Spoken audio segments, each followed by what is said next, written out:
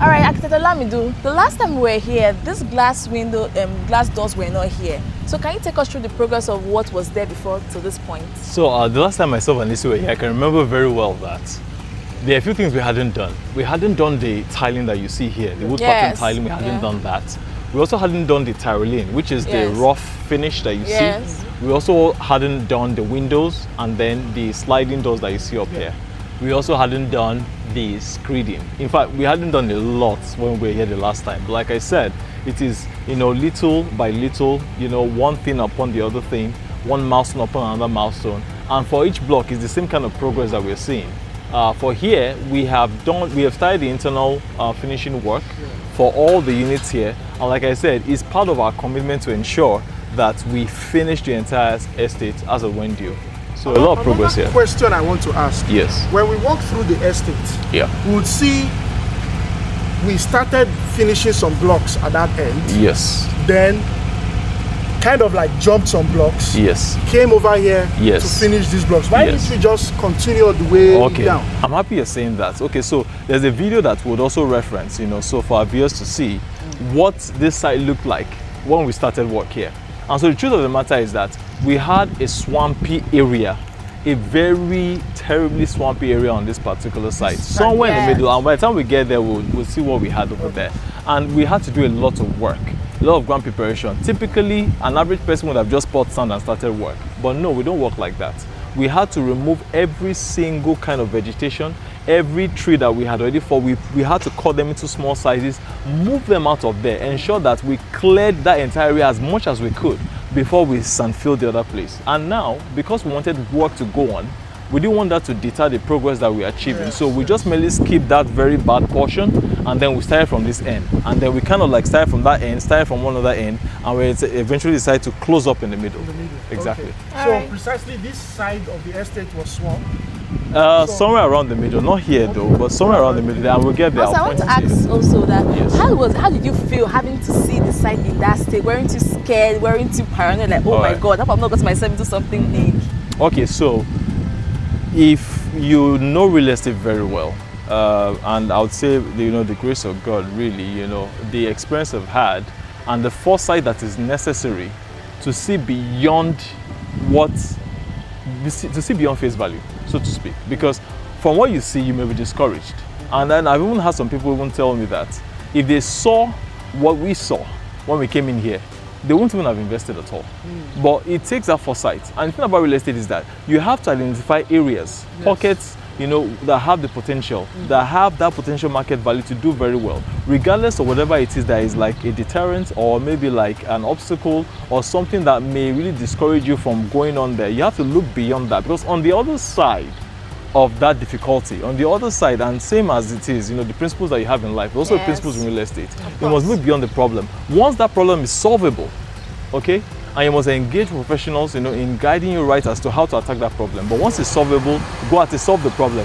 Then people will come and want what you want, but not at that price anymore. And it's the reason why the value of this estate has appreciated so much to what it is today. So I wasn't afraid.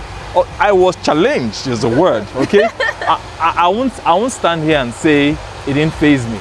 Of course, it hits you and you're like, can I do this? But of course, because you are very, you're subservient to the principles. If you abide by those principles and then you see the potential, you go at it. Sorry, one last thing, sorry. Can you roughly take us through what you did from the swampy time to this very point that we are seeing now, like the things you went, either in some feeling or whatever? A lot has gone in. I don't know if I can fit that into even 2 minutes, but I'll say a high-level view of what we did was, like I said, we cleared the vegetation, we cut them into size, we were able to extract them, then we were able to dispose of them, we did sand filling, and then we started our foundation work. Like how many trucks did you use to sand fill? I would say so far, from inception to date, we have brought in nothing less than 300 trucks of sand.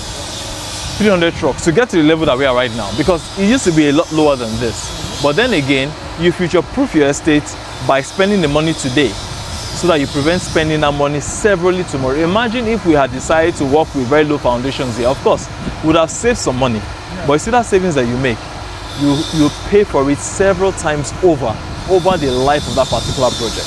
And we didn't want to fall into that kind of trap because we've seen this happen time and time again. It's why we said we're going to spend the money, but spend it once, ensuring that we bring it to the levels where even if it is flooded outside, we know by the time we get home, our estate is going to be dry. So let's walk through the estate. All right. I remember you mentioned something. You mentioned something regarding how many meters we have to go higher than the premises next to us. Correct. Can you tell us about that? Okay, so right next to us, right, is more or less like the level that we met this particular project, which is from where we stand, I would say about close to 3 feet below this particular surface here, right? And our target was that we must actually achieve at least 4.5 to 5 feet above the level that we met when we got in here. And so that establishes our DPC level, which is our ground floor slab, or what some people call in local parlance the German floor. Okay, so that by the time we are done with the compound filling itself, let me show you something here. Okay, we're here. So you see, our foundation here has 2 levels. There's the lower level here, and there's the upper level there. Now this lower level, you can see that we have done some sand filling, yet we are still about over a foot short of our required level.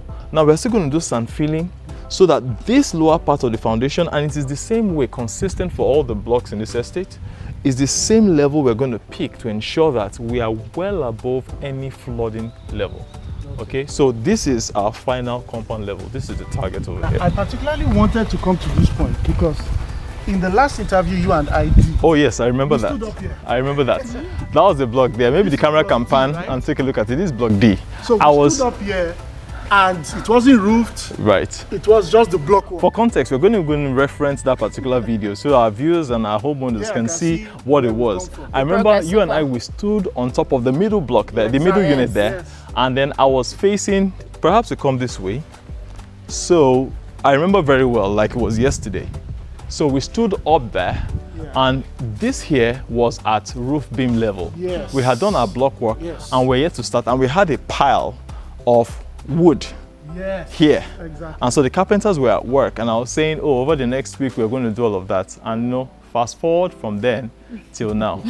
It's a lot. It's a lot. But I'll tell you something, you know, let me reference the question they asked me, okay, over there was, what are the things that we have done to get to this stage? A lot, a lot. So from that particular stage to here, we have gone through a lot, and we are not done yet because there's still quite a bit of work to be done here. We're going to do our external tiling. We've done our tiling already. We have fixed our windows and our sliding doors. We're going to fix our rails, okay?